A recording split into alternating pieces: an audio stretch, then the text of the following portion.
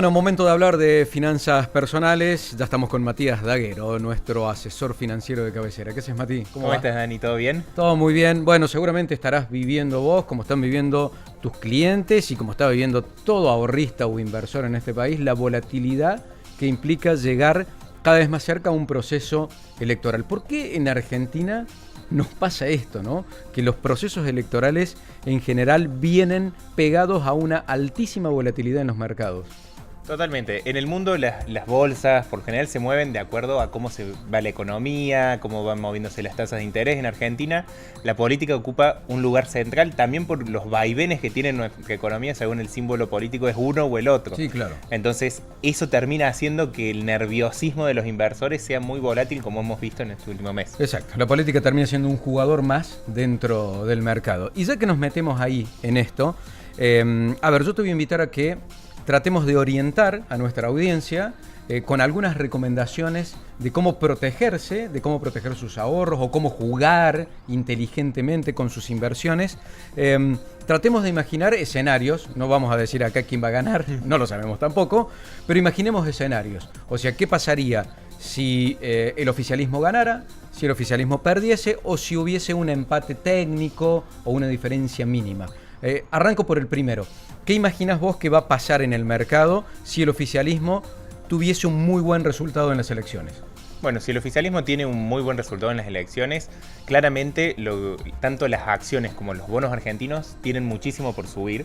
Hemos visto cómo el riesgo país se ha disparado, había llegado en el mejor momento del gobierno de Milei a estar cerca de los 600 puntos y hemos superado ampliamente los 1000 puntos después de las elecciones de provincia. Entonces eso daría una recuperación muy importante para lo que son los bonos argentinos y también las acciones. Cuando uno empieza a ver los distintos sectores, tanto el sector energético, los bancos, por ejemplo, hoy uno de los mecanismos de evaluación es cuántas veces valor libro vale una compañía. Sí. Vos tenés que los bancos, por ejemplo, de Brasil cotizan a 1,4 veces, en Argentina cotizan a 0,7. O sea que tendrían como para subir todo ese recorrido si se diera un escenario positivo. Bueno, claramente para un perfil agresivo de inversión. Sí, por supuesto, porque ahí se juega justamente la ficha de eventualmente apostar eso, lo cual no es recomendable, ya nos vamos a meter en eso, poner todo en una misma canasta. Exactamente. Pensemos el escenario inverso. ¿Qué pasaría si al gobierno no le va bien en las elecciones?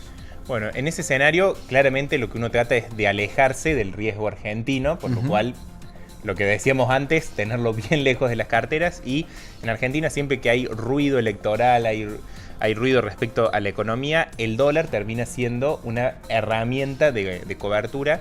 Y en eso en el mercado de capitales tenemos alternativas como las obligaciones negociables de empresas que rinden en torno al 5 a 7% anual en dólares, las más conservadoras. Y también está la posibilidad de invertir en lo que se llaman CDRs, que son acciones de empresas del exterior, como pueden ser Coca-Cola, Apple, Google, Nvidia, o sea, distintas de esas compañías. Claramente también pensando en un horizonte de tiempo más largo, para inversores que dicen, mira, yo este capital no lo necesito ahora, pero tampoco quiero amanecer mañana con una caída del 20-30%, como hemos visto que a veces tienen las acciones argentinas. ¿Y qué imaginás?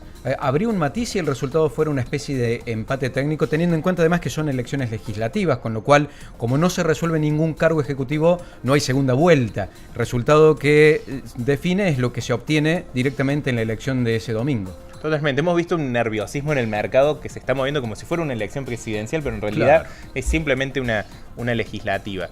Un instrumento que nos parece muy interesante, tanto en escenarios donde sea triunfador el gobierno de Milei, como en uno en que gane la oposición, son los instrumentos que ajustan por ser, los bonos que ajustan por inflación. Estos instrumentos hoy rinden inflación más 20% anual, los que vencen en un año, lo cual es una tasa muy alta, muy buena. Y si el gobierno le va mal, muy probablemente veamos ruido con el dólar y eso termina luego impactando en la inflación, o sea que con este instrumento lo captarías.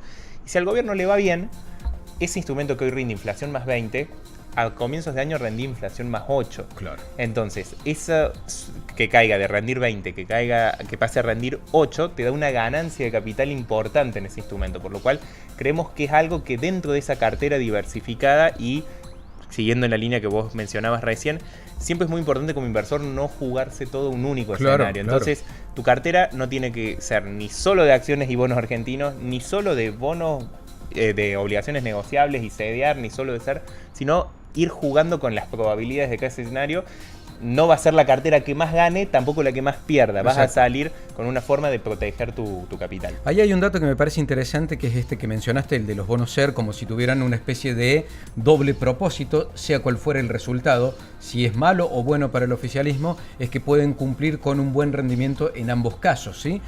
La pregunta es más técnica, si se quiere, es ¿qué temporalidad tienen estos bonos? Lo que hoy está dando vueltas en el mercado de bonos SER, ¿cuándo es que vencen? Bueno, tenés una amplia curva, tenés bonos que vencen en diciembre, tenés bonos que vencen en marzo, los de noviembre, que por ahí son los que nosotros sentimos que le da el mayor tiempo a que si hay esa devaluación o algo lo capture también con la inflación, y después tenés bonos que vencen el ajuste por inflación hasta el 2033, 2041, o sea que es un menú muy amplio. Muy amplio. ¿Y ahí qué recomendás? Obviamente que tiene que ver con el perfil y las expectativas del propio ahorrista, según sus propios tiempos de inversión, ¿no? En una cartera de largo plazo, entrar en un instrumento de ese tenor de largo plazo, no hay problema, pero ¿qué recomendás? ¿También diversificar en lo temporal? Totalmente, uno tiene que diversificar en los distintos horizontes de tiempo porque frente a estos movimientos las tasas cambian y mientras más largo es el bono, más es lo que fluctúa para arriba o para abajo en estos escenarios. Entonces, ir diversificando también en el tiempo de recupero de esa inversión termina haciendo que tengas mejor resultado. Queda claro. Bueno, con el resultado opuesto hablaremos después qué nos muestra el mercado y qué haremos, ¿no? Totalmente. Gracias, Matías. Muchas gracias, Daniel. Gracias también a ustedes por habernos seguido en este episodio de Ronda. Nos encontramos en 15 días. Chau.